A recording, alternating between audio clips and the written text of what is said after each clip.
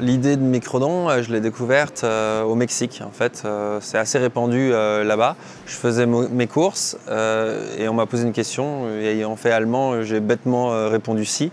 Et je venais de découvrir El Redondeo, l'arrondi. Vous faites vos courses, 40 pesos 37, ça passe à 41. Et la différence, les centimes, vont à une œuvre de charité. Et j'ai trouvé l'idée génialissime et je me suis dit, pourquoi ça n'existe pas en France ?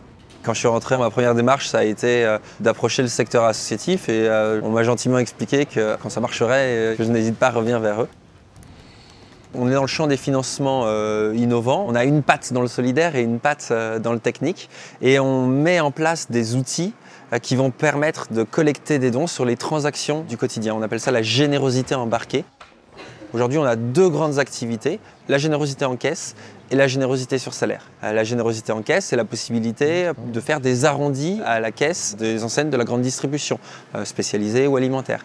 Et le don sur salaire, c'est la possibilité pour un salarié de donner, s'il le souhaite, chaque mois quelques centimes à quelques euros de son net à payer. L'employeur abonde et double les dons.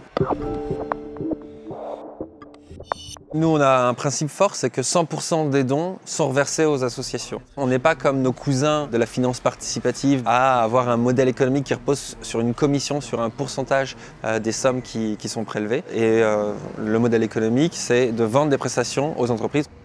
On les aide à aller soit modifier la caisse, soit mettre une application dans la caisse qui va permettre d'arrondir le montant des achats à l'euro supérieur au bénéfice de l'association.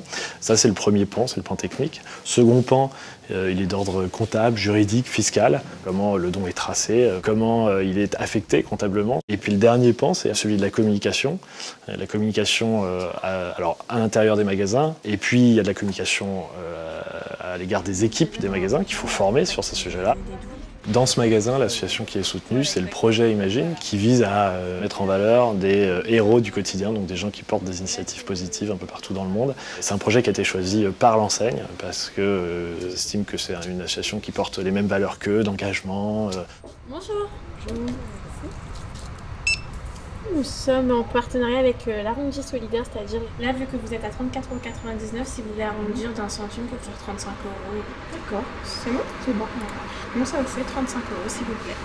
Donc les entreprises, elles sont prêtes effectivement à payer nos services parce qu'elles tirent de ce dispositif plein de bénéfices à différents niveaux. Il y a un premier niveau qui est l'image.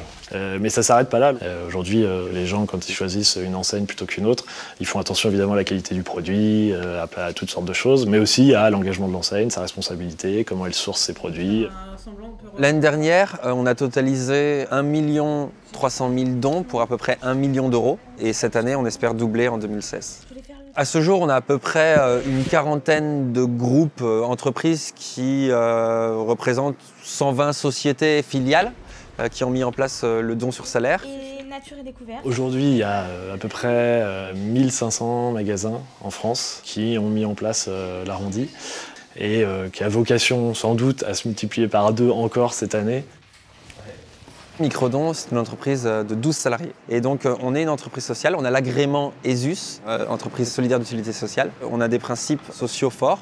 On encadre la lucrativité, on encadre les salaires. Il ne peut pas y avoir une différence chez Microdon de plus de 1 à 5 entre le plus petit salaire et le plus grand salaire.